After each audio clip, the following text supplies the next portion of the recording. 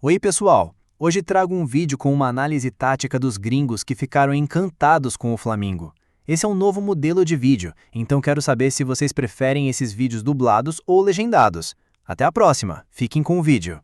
Tentei algo um pouco diferente desta vez, mas foi uma aula magistral do fantástico Felipe Luiz. O mundo tático está bem na frente de vocês agora e, como podem ver, aqui está. Os dois times vão direto para as posições médias, que podem parecer um pouco confusas, mas fiquem comigo. Eu vou fazer isso fazer sentido. Porque o que foi fantástico foi o quão brilhantemente o Flamengo pressionou, e você pode ver o Gerson também realmente avançando.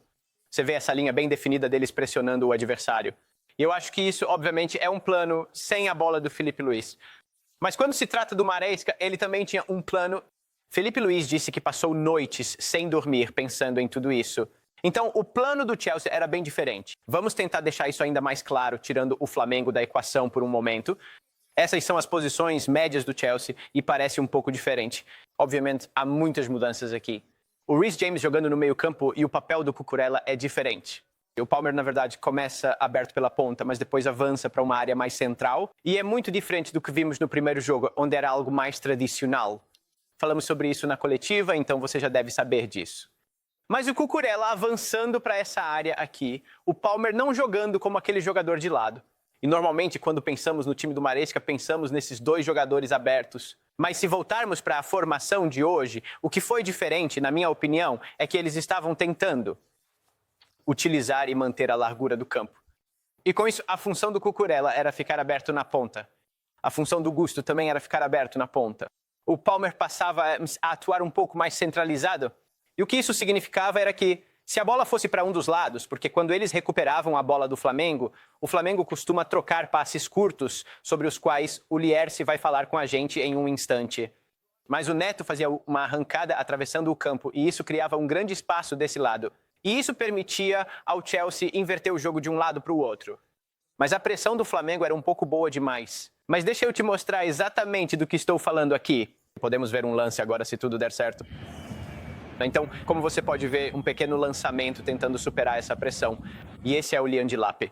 Esse não é o Cole Palmer. Então, acho que a ideia aqui é colocar o Cole Palmer numa posição mais central, Neto, não tão aberto quanto você esperaria dele sob o comando do Maresca. Normalmente, ele adora jogar aberto. Mas isso abriu espaço para o Cucurella, que ficou aberto na lateral. Foi um pouco mais tradicional nesses dois laterais, especialmente o Cucurella. E com o Gusto pelo lado direito. Mas a pressão do Flamengo foi simplesmente um pouco forte demais. E eles, quero dizer, eles mereceram, não foi? O Flamengo, eles foram o melhor time, não foram? Acho que foram, com certeza. Do primeiro ao 90º minuto, acho que o gol do Chelsea foi bem feito pelo Pedro Neto. Com certeza. Mas há um elemento de sorte ali, e acho que ao longo dos 90 minutos o Flamengo foi dominante na maioria dos quesitos. Então acredito que mereceram totalmente a vitória. Vamos falar sobre o plano mestre. Desculpe, vamos falar sobre o gol, porque o Chelsea saiu na frente aqui. Depois de apresentar um bom desempenho em partes do primeiro tempo, simplesmente desistiram completamente no segundo. O Flamengo então venceu por 3-1. Vamos dar uma olhada no que isso significa para o grupo. Bem, o Flamengo está no topo da tabela, o Chelsea está em segundo. O LFC, é claro, entra em campo mais tarde hoje. Frank Lebel está conosco.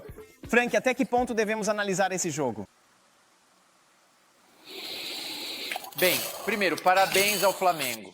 Como você disse, parece que os times sul-americanos, especialmente os brasileiros, levam isso a sério, ao contrário de alguns times europeus.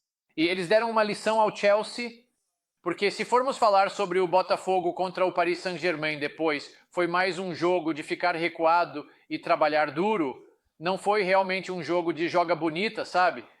Hoje o Flamengo foi para cima, eles jogaram. Eles fizeram um grande jogo e exploraram as fraquezas do Chelsea, que às vezes defensivamente não sabe o que está acontecendo atrás, e foi aí que fizeram a diferença. Além disso, o Jackson ainda ajudou, cometendo aquela falta boba e o cartão vermelho. Mas não há muito o que dizer. O Flamengo mereceu muito vencer esse jogo, eles foram melhores do que o Chelsea, eles se esforçaram mais, foram mais dedicados. E, bom, o Chelsea terminou em quarto na Premier League, sim, mas todos sabemos que às vezes tem coisas que não funcionam no Chelsea porque ainda é um time jovem e hoje eles perderam. Eles perderam mentalmente, não tiveram criatividade suficiente de certa forma e defensivamente estavam muito aquém. O Chelsea terminou em quarto em uma Premier League muito mediana, e você sabe disso. É uma Premier League muito mediana. Quero dizer, o Liverpool já tinha vencido a Liga em janeiro. Disseram que vocês foram terríveis e o Arsenal tropeçou sozinho. Ah, sim, quero dizer, Olha, deixa eu colocar de uma forma. Alguém precisa dizer para as pessoas que estão comentando esses jogos, certo? Alguém precisa colocar isso na cabeça dura deles. Os sul-americanos levam a sério. E o único time sério, o único time europeu que leva a sério é o Real Madrid, certo? O Paris Saint-Germain perdeu para o Botafogo. O Paris Saint-Germain faz menos de 3 semanas desde que eles ganharam a final da Champions League 5-0 contra a Inter. Um jogo de verdade, um time de verdade que apareceu naquele dia e passou por cima de uma das melhores defesas da Europa. Isso é futebol de nível de elite. Isso aqui é coisa de criança. Mas dito isso, olhando para aquele 11 inicial do Chelsea, né? Eu não estou focando no jogo de hoje. Estou falando do Chelsea como um todo. Olhamos o início da temporada. É muito sem graça. Aquele ali, você olha para o Chelsea. Eu sou torcedor do Chelsea e o Frank diz com razão. Eles terminaram em quarto na Champions.